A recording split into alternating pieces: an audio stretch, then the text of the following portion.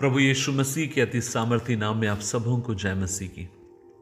आज के मनन का भाग हमने लिया है यूहन्ना रचित सुसमाचार अध्याय 4 उसकी 23 और 24वीं आयत लिखा है, परंतु अब समय आता है वरन आ भी गया जिसमें सच्चे भक्त पिता की आराधना आत्मा और सच्चाई से करेंगे, क्योंकि पिता अपने लिए ऐसे ही आराधकों को ढूंढता है।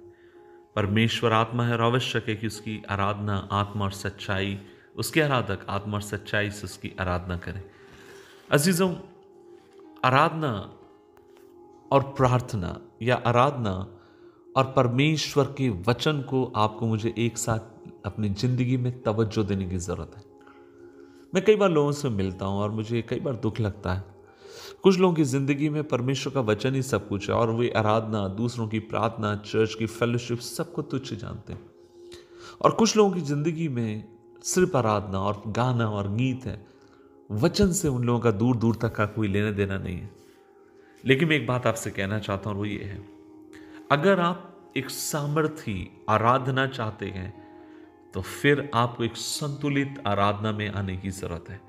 एक संतुलित जगह पर आने की जरूरत है जहां पर आप दिल से अपने सर्वशक्तिमान परमेश्वर की आप आराधना कर सकें। अजीजों, इसका जब आप और मैं आराधना बात करते हैं तो इसका मतलब ये भी नहीं है कि बाहरी चीजें ये जो दिखाई देने वाली चीजें हैं वह आपके मेरे जीवन को नियंत्रित करती हैं। लेकिन संतुलित आराधना का मतलब यह है कि आप जो भी करते हैं परमेश्वर के वचन के ऊपर आधारित होकर आप करते हैं। हमें चाहिए कि अब प्रभु के वचन में देखें कि प्रभु का वचन आपको मुझे आराधना के बारे में क्या कहता है।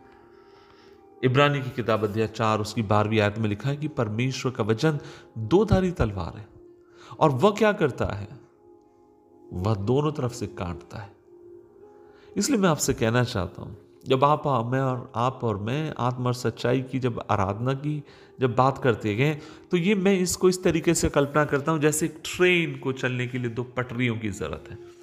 और आप कह सकते हैं कि एक पटरी आत्मा है और दूसरी पटरी सच्चाई है, और उसके ऊपर जो ट्रेन चल रही है वह है परमेश्वर की आराधना। और क्या होता है, जब पटरी जो सच्चाई है अगर आप उसको हटा दें ट्रेन गिर जाएगी, या दूसरे तरफ से आप पटरी को खींच दें ट्रेन खत्म हो जाएगी। और कई बार जब जीवन के भीतर आत्मा और सच्चाई खत्म हो जाती है, ऐसे जीवन और परिवार में परमेश्वर की आराधना को कोई तवज्जो नहीं रह जाता। जब सच्चाई और आत्मा जब नहीं होगी तब पता है क्या होता है, यह मात्र एक भावनात्मक एक अनुभव होगा, यह एक वास्तविक अनुभव नहीं होगा, ये एक भावनात्मक अनुभव होगा। आपको लगेगा ऐसा हुआ था, बस हुआ था खत्म हो गया, लेकिन यह आपकी जिंदगी का कभी भाग नहीं बन पाएगा। इसलिए आज मैं आपसे कहना चाहता हूं, खुदा से दुआ करिए कि वह आपको सिखाए कि किस तरीके से आप आत्मा और सच्चाई से अपने परमेश्वर की इबादत में अपने आप को लगा के रख सकते हैं। आत्मा और सच्चाई से, सच्चाई क्या है? सच्चाई उसका वचन है। परमेश्वर की आत्मा आपको मुझे प्रेरित करती है उसके वचन को मानकर उस पर चलने के लिए।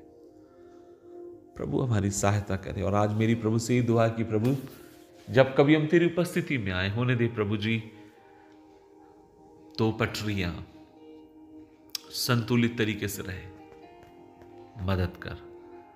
दुआ करें प्रभु जी, धन्यवाद इस दिन के लिए। और आज हम मिलकर जब तेरी उपस्थिति में आते हैं और दुआ करते हैं, खुदावन आज तेरा जोरावर आत्म पर हो, तेरा अनुग्रह पर हो, मदद कर कि आत्मा और सच्चाई से हम तेरी इबादत करने वाले हो, तेरे नाम को ऊंचा उठाने वालों को कृपा दे।